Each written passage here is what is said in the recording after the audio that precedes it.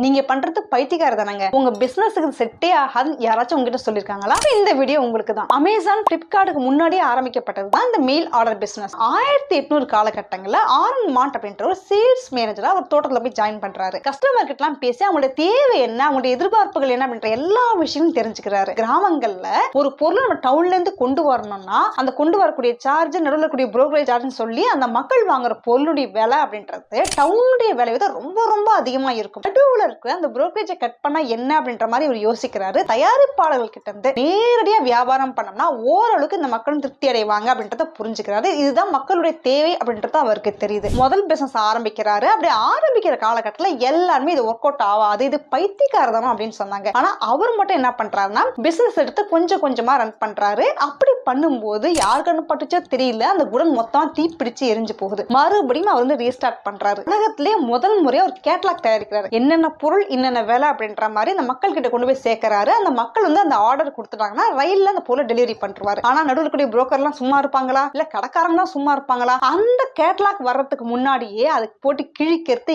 எரிக்கிறதுன்னு அவ்வளவு கொடுமையில அனுபவிச்சிருக்காரு. இருந்தாலும் கூட இந்த பிசினஸ் கொஞ்சம் கொஞ்சமா டெவலப் ஆகுது. அவர் வாழ்ற காலகட்டம் வரையிலையும் அவர் தான் பெரிய கிங் மேக்கரா இந்த பிசினஸ் இருந்திருக்காரு. இப்ப நீங்க சொல்லுங்க, உங்க பிசினஸ் பைத்தியக்காரதான என்னங்க?